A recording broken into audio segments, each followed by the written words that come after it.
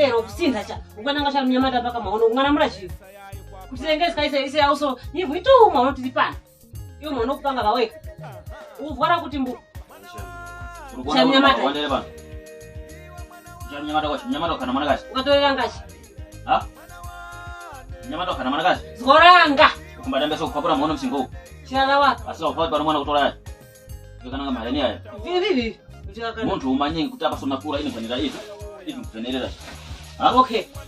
kawaliro ndasinda maono kana nambe hwara ngati kuphefura hai mwana wane ukhalilirenge kana kazala kuchimbira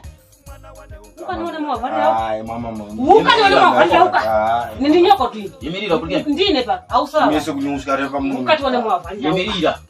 ndena sonde bishi ichi ndipiti wabara kuchi musandika buntura kweza buruku ili chakwara kangati mese nakuona kinofara ulikuona mkura mwana iyo wa mwana iyo kumani fare bunjira mu kumani fare bu mwana mukhalirire apungozi oh mwana wane unipokere wasinde nkamba ndio kaniphalira kare mundu kwale ngosala jenga ngoni nibichi hivi ni nibichi chaza nenda kutunga wao njebe zanga kare buruku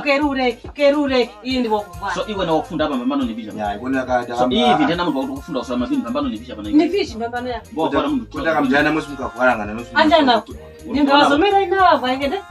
ndingazeko andi moyo wakale ukavevye iva dosoke buruku ngera fuma kurambe wakavevye halire unyamata wasondo umfusika ningi wakale mabanja yayi mabanja yayi ngeko amali omchenge ndingwa kulichi kuraka vini vivi kwa manjera tena ntawi kwa vini mshitata mara ya kuma kwa maono ningeona ngasta ukole mara ya apongozi bali wakavura wakaye kakaye nalamula ndine ngababa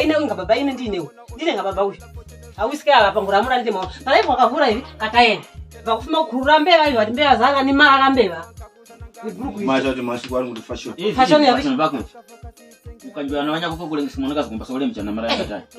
munini mwana kazi kumba sole mundiwe unopana awiske unopana munhu watore ndarama wagure bhurukura ukaenda kale ku shop ukuruta kupereyaso kufika mchanya musha iye mbwana njonjo iri bhuruku na mwana wa 12 years bhuruku kasha perera uzikoterera mama na mumwe wanga bashikinesha vidi vinamu kona ne mena mukara kuri kuba bhuruku iri kasoneske mo vidamba umujanike ivo cha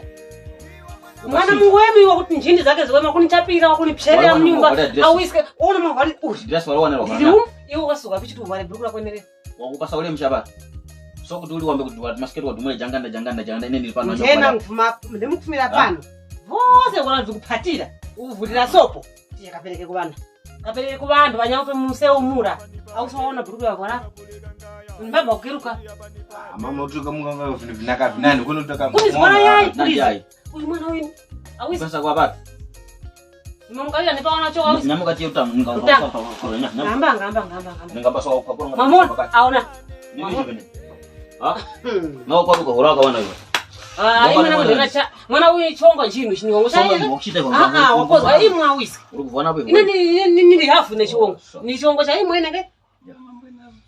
apongozo kayapo kanda apomondo wokusindika cha zanitso kuno yeni mwana ngababa ndinonda kulanga yayi muzakaniphalire nini azawazinza kumura waka wakutenge mboje chokufa cha pasi ni muro wenge tani ngapongoza vaopanga so wakamuzakanihalire ndakanozwe mwana nadi mwana wani